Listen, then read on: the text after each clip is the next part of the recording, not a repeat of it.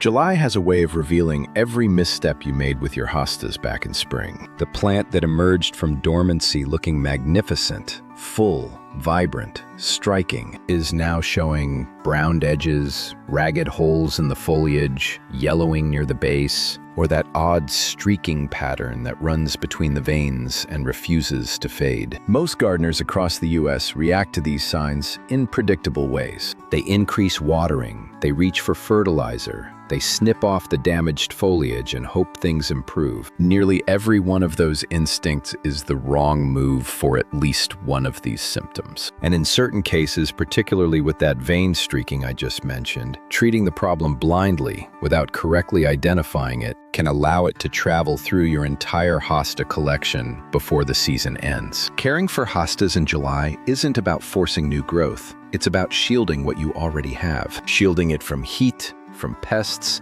and from well-meaning actions that quietly do more harm than good. What follows is exactly what your hostas require this month, along with what they absolutely don't need, including the single habit most gardeners fall into during July that guarantees weaker performance for the rest of the season. Share your state or USDA zone in the comments as you read, because hosta maintenance in July looks entirely different for someone in Zone 4 Minnesota compared to Zone 8 Georgia. And I want everything here to genuinely apply to your growing conditions. Every comment gets read. Let's begin. Start with deep watering and stop wetting the leaves. Hostas rely on fleshy roots that need steady moisture beneath the soil's surface. Not a quick daily spray that dampens the top inch and vanishes before it ever reaches the roots. Under July's heat, that thin layer of surface moisture disappears within hours,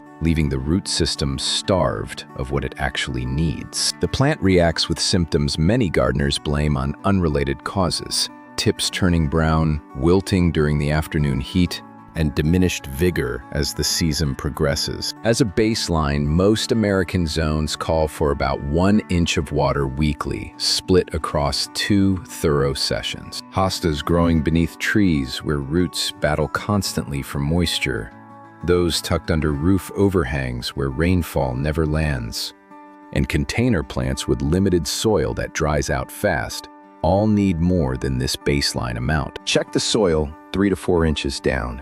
If it's dry there, your hosta is already under water stress, regardless of how the surface appears. Always water at ground level, aiming for the root zone rather than the leaves themselves. Beyond the obvious reasoning, here's why this truly matters. Moisture lingering on hosta foliage in the evening creates ideal breeding conditions for slugs and opens the door for fungal disease to spread. Morning watering on the leaves is fine since it dries out before nightfall, but evening moisture on the foliage is essentially an open invitation for slugs, alongside disease taking hold simultaneously. Always direct water toward the soil. Tell me now in the comments, what condition are your hostas in this July? Browning tips, holes, yellowing? Share your state and describe what you're noticing, because I want to understand what gardeners throughout the country are currently facing. Next, evaluate your shade situation before anything else. The most frequent hosta issue during July isn't insect damage or disease. It's sun scorch, and it's routinely mistaken for a watering problem in gardens nationwide because the symptoms look so similar, making extra watering seem like the obvious fix. Scorched hosta leaves develop bleached, papery patches, typically on the sections most exposed to direct afternoon sunlight. This damage is irreversible. Once a leaf scorches, that tissue never bounces back. However, the plant as a whole remains healthy, and fresh leaves growing from the crown will thrive once the sun exposure issue gets corrected. Here's something most gardening resources skip over regarding July shade specifically. The shade coverage your hosta enjoyed in May isn't guaranteed to still exist in July. As the sun's path shifts throughout summer, spots that received filtered morning light earlier in the season might now be catching harsh afternoon rays by midsummer. A hosta perfectly placed back in April could easily find itself poorly positioned by early July, with nothing about your garden's layout actually changing. Blue-toned hostas face the greatest risk. That waxy bloom responsible for the blue coloring in varieties such as Halcyon, Elegans, and Blue Angel breaks down under direct sunlight exposure. Once that protective coating disappears, the blue hue won't return until fresh growth emerges the following season. Afternoon sun striking a blue hosta in July doesn't just look bad, it strips away the exact trait that makes that variety desirable in the first place. Gold and yellow hostas can handle a bit of morning sun and often develop richer color because of it. But afternoon exposure, anything beyond noon, within zones 6 through 9, exceeds the tolerance of even your hardiest sun-loving varieties. If scorch damage is showing up on your hostas right now, take a close look at their placement, specifically during the noon to 4 p.m. window, since that's the time frame that determines whether a spot truly works. If you haven't followed Primal Life yet, now's a great moment, since this channel delivers zone-specific, budget-conscious gardening advice every single week. And the guidance in this piece alone can prevent losses that take other gardeners years to figure out on their own. Then there's mulch, which needs refreshing, though never touching the crown. The mulch surrounding your hostas has been compacting, breaking down, and losing effectiveness ever since you applied it back in spring. July is when that layer needs renewal. And it's also when the most common mulching mistake ends up costing gardeners healthy plants. Keep 2 to 4 inches of organic mulch around every hosta, whether that's shredded bark, chopped leaves, pine needles, or leaf mold. That layer accomplishes 3 things at once during July. It keeps the root zone noticeably cooler than the surrounding air. It holds soil moisture between waterings, so your hostas need less frequent watering while making each session more effective. And it evens out the soil temperature swings that stress hosta roots during summer's hottest stretches. Here's the error that costs gardeners their healthy crowns each July.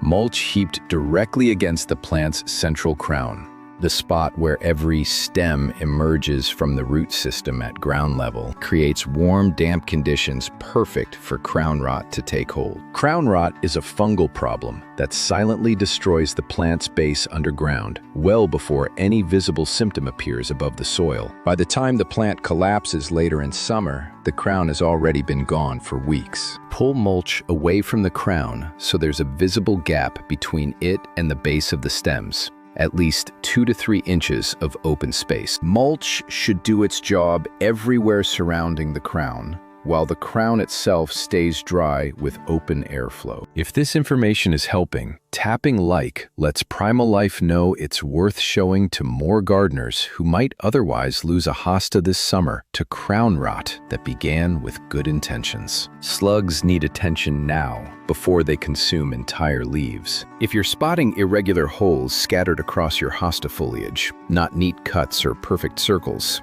but jagged, uneven openings that look chewed rather than sliced, that's slug damage, and it's happening under cover of darkness. Slugs feed at night in cool, damp environments, precisely the setup a shaded hosta bed provides throughout July. During daylight, they hide beneath leaf undersides, pot rims, boards, decorative stones, or burrow into soil near the plant's base, meaning you never witness the feeding itself, only the aftermath the next morning. The most effective, completely free approach to managing slugs needs nothing more than a flashlight and 5 spare minutes after dark. Head out to your hosta bed roughly an hour after sunset with a flashlight in hand. You'll find slugs actively feeding right on the leaf surfaces. Pick them off by hand and drop them into a container filled with soapy water. Repeat this for 3 straight nights whenever damage is actively occurring, and you'll eliminate a substantial chunk of the local population during their most vulnerable moment. Cut down the conditions that let slugs flourish by skipping evening waterings on the foliage, since wet leaves at night practically invite feeding. Clear away boards, thick debris, or anything resting on the soil near your hostas, as these serve as daytime hideouts protecting slugs during hours they'd otherwise dry out and become vulnerable. Improve airflow through the planting area by thinning out surrounding vegetation that traps humid, stagnant air around crown level. Removing spent flower stalks matters too,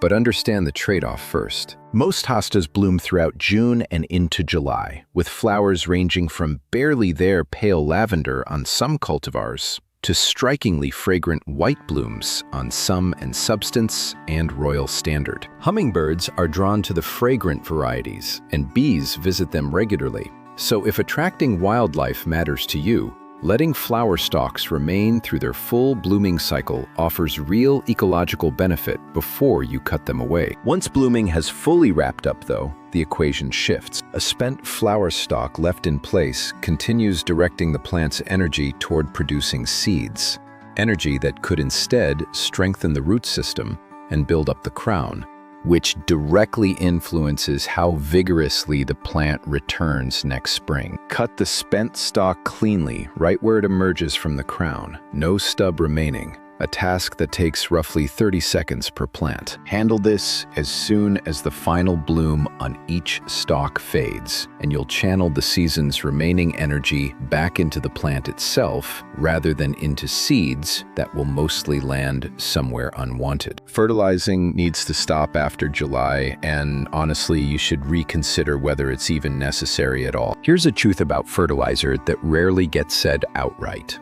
Established hostas growing in beds with reasonable organic matter and yearly compost additions typically don't require any supplemental feeding. They aren't heavy feeders, and they don't benefit from a nitrogen boost that forces vegetative growth. Their natural growth rhythm, building bigger crowns, expanding root systems, deepening color, is fully supported through compost alone. If you've been feeding your hostas since spring, treat July as your firm cutoff, stopping completely by month's end without exception. Late-season nitrogen encourages tender new growth right when the plant should instead be gearing up for dormancy. And that soft new growth never has time to harden before cold weather arrives, making it the most susceptible to early frost injury. In zones 4 through 6, where early frosts can strike in September, feeding too late directly sets up cold damage on growth that never needed to exist. Container-grown hostas that have been in the same potting mix all season are the exception.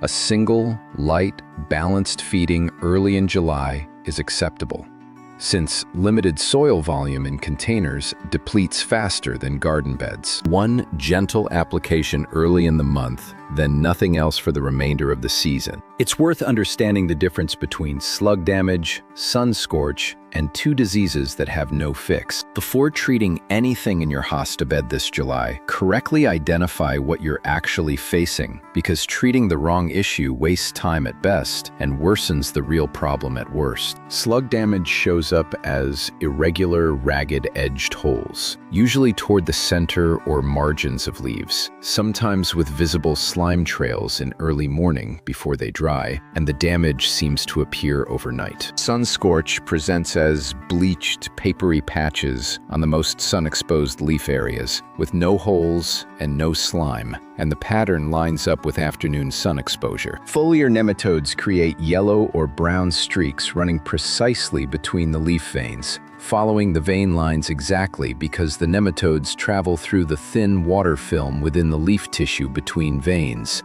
a distinctive pattern unlike anything else affecting hostas. If you notice these angular streaks across multiple leaves, don't add them to your compost. Bag them for the trash instead. Switch immediately to watering at the base only, since nematodes spread through water films coating leaf surfaces, and disinfect every tool that contacts an affected plant before touching another. Hostavirus X produces mottled coloring resembling an ink bleed or watercolor wash around the veins, along with puckering, twisted leaf texture and ring-shaped spots. No treatment exists for this virus. A confirmed case means the entire plant should be removed and thrown away, never composted, since the virus travels through sap left on cutting tools. Any tool that's touched the suspected plant needs disinfecting with undiluted 3% hydrogen peroxide before it touches anything else. Here's the essential point about both serious conditions. Neither resembles what most gardeners expect. Neither responds to more water or fertilizer, and neither improves on its own. Correct identification, followed by immediate action, matters. and material from either condition should never end up in your compost pile. Before wrapping up, here's your full rundown for July Hosta care. Give 1 inch of water weekly, directly at soil level, never on the foliage, and never in the evening. Examine your shade coverage, specifically during the noon to 4 p.m. stretch. Top off mulch to 2 or 4 inches while keeping it clear of the crown entirely. Actively manage slugs through hand-picking sessions after dark across 3 consecutive nights when damage appears. Cleanly remove spent flower stalks at the crown. Halt all fertilizing by July's end without exception.